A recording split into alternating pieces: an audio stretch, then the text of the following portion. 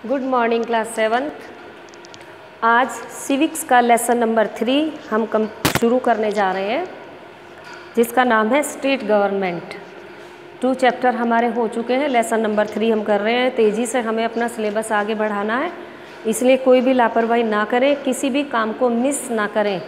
कई बच्चों के फ़ोन आते हैं, मैम हमारा वर्क नहीं हो पाया, हम डाउनलोड नहीं कर पाए, व्हाट्सअप नहीं चल रहा। तो ये बेटा आप लोगों की भी तो कुछ जिम्मेदारी बनती है ना, अपने फ्रेंड्स के साथ इनसे किसी से पूछो और अपने वर्क को पूरा करो, क्योंकि ये ऐसा सब्जेक्ट है जो हमने शुरू से लिया है, इसमें रिवीजन की कोई गुंजाइश ही नहीं बचेगी। जो वर्क हो रहा है उसके बाद सीधे आपके एग्ज़ाम होंगे। छोटी क्लासेस में रिवीजन शुरू हो गई, रिवीजन आपको अपने आप करनी पड़ेगी।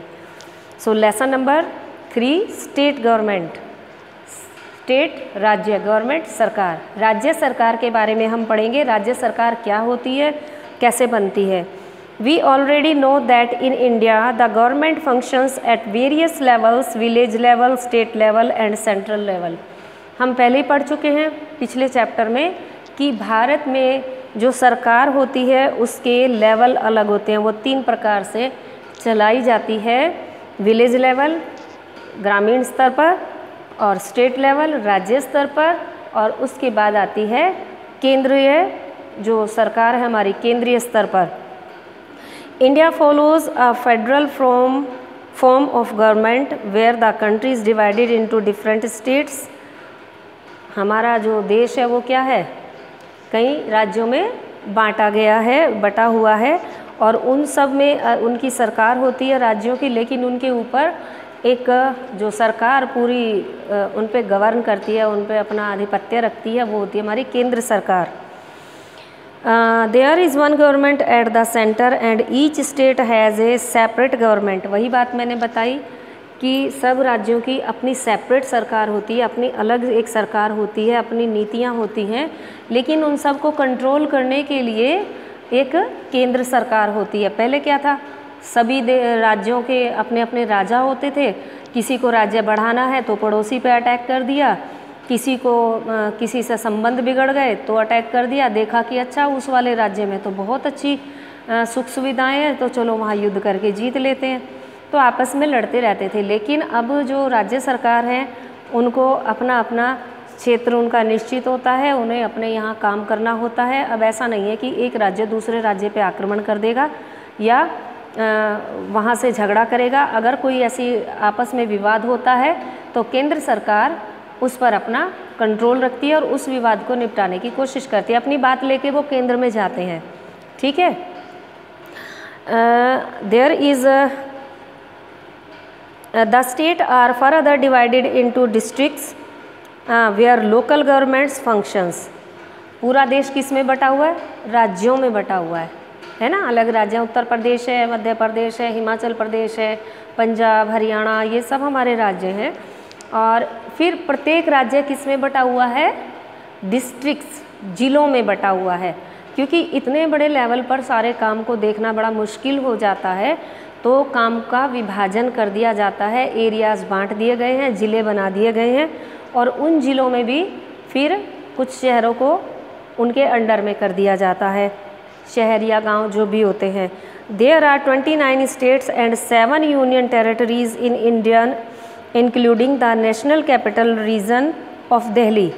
भारत में कितने राज्य हैं, 29, 29 राज्य हैं और 7 हमारे यूनियन टेरिटरीज यानी केंद्र शासित प्रदेश हैं।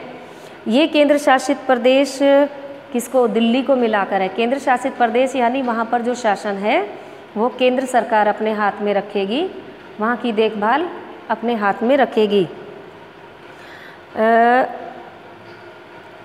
In this chapter we will look at the structure and function of a state government। इसमें हम देखेंगे कि इसका बनावट कैसी होती है, राज्य सरकार कैसे तैयार होती है और इसके कार्य क्या होते हैं वो पढ़ेंगे।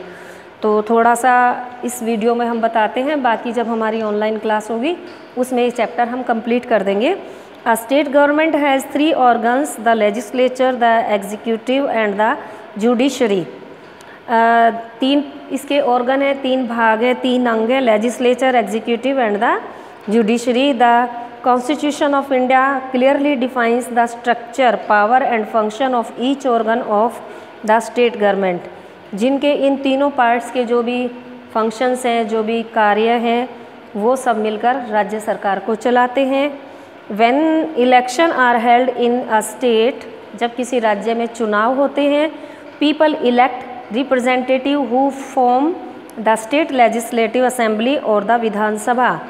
जब इलेक्शन होते हैं राज्यसभा में, राज्य में, किसी भी राज्य में, तो क्या होता है, वहाँ के लोग वोट डालने जाते हैं और अपने किसी एक प्रतिनिधि को चुनते हैं। बहुत सारे लोग खड़े होते हैं इलेक्शन में, मल्टी पार्टीज़ का हमारा कंट्री है, हमने पढ़ा है पहले। यहाँ पर 2 से ज़्यादा पार्टीज़ हैं जो इलेक्शन लड़ती हैं, लड़ सकती हैं।